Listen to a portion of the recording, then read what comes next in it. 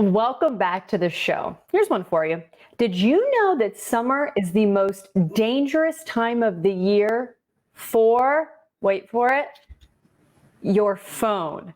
We kid you not, when you look at the stats, it is a dangerous time. And that's why we're going to introduce you to our new friend, Bryant Sells. He is the owner of UBreakiFix. Great name. Bryant, welcome to the show. How are you? Hey, Natalie, how you doing? I'm well. So when we were talking about things that happen in the summer, I'm actually dealing with some issues right now for myself when it comes to cell phones. And a lot of people are thinking like, oh, I don't want to have to deal with getting it fixed again. And I don't want to have to go through the problems, but they're not alone this time. Why is summer the time that you see so many phones get broken?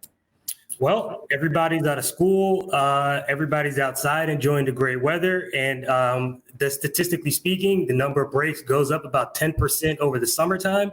And the number of water damage claims through Asurion actually goes up a full 80% during the summer. So summertime is a very busy time for us at UBreakiFix for sure. 80%?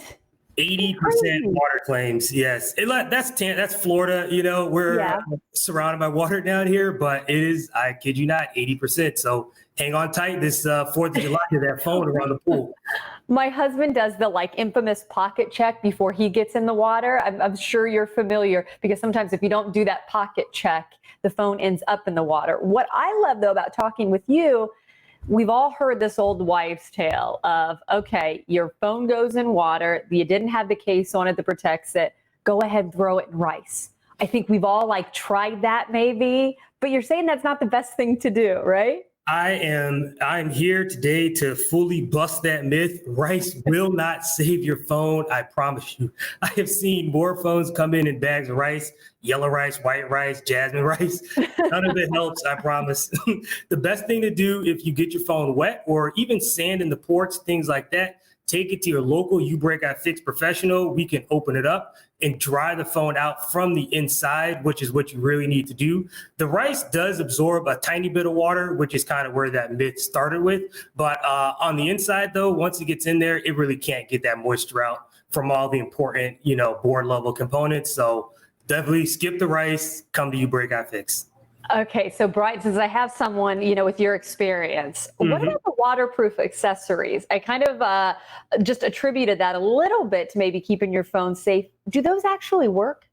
I am personally not a big fan of the waterproof accessories for two reasons, really. A, the phones themselves, most of them are IP68 water and dust resistant, which means they're good for 1.5 meters under the water for about 30 minutes. So your latest iPhone, Samsungs, they're rated to be dunked in the water. But I just never recommend pushing the limits, because I've seen plenty of times where people come in with water resistant phones and they get water in them anyway. So I think of it as a preventative thing. It rains a lot in the winter, in the summertime, or if you fall in the pool, you should be okay. But even with the water resistant case or water resistant phone, I would never really recommend trying to get that underwater selfie or underwater video.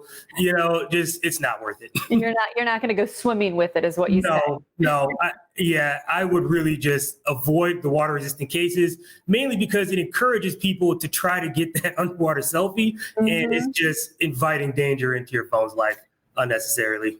One of the other things I was reading about, that summertime cracks on your cell phone tend to happen more. Yep. Let's talk about the cracks. I don't know, I'm sure I'm not alone, but you play the game of, okay, it's starting. How long can I go before it gets worse? You say that's not really the mindset people have if they do notice a crack beginning.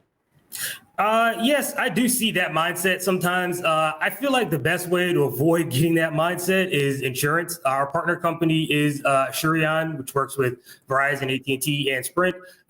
So insurance, it's just a great way to reduce the cost of some of these very high-end smartphone repairs.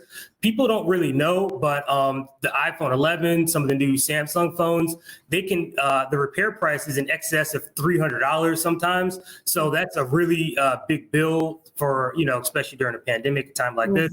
So for me, I really recommend insurance. Because that $30 is all it takes to get the repair on the glass through Verizon, 50 through AT&T. So it can really save you in a pinch if you have that kind of crack on your phone. Brian, we've got about 30 seconds left. So in closing, you brought up the pandemic. I do want to point out too, you've got a mobile way that you can get out and help people if they don't feel comfortable going to the store. Explain what this is so maybe people can rest a little easy if they see something happening with their phone. Yes, we are an essential business, so we will be open. We offer two different options for if you don't want to come into the store. We do curbside pickup, where we come out with the clipboard, with the PPE equipment on, and make the work order, fix the phone, and bring it back out to your car. Or our newest option is on-site repair, where we have mobile vans where we repair it in the back of the van. You can schedule an appointment either through the insurance or just as a cash out-of-pocket repair, and we can come same day to complete that repair in about half an hour to an hour. By the way, I love the name UBreakiFix. Fabulous name, and hopefully now people will maybe not make summer as dangerous for their cell phones. Thank you so much for joining us today. You're welcome, Natalie. Thanks for inviting me on. You make me feel like I'm not alone, as my speakers don't work. Trust me, you're not alone.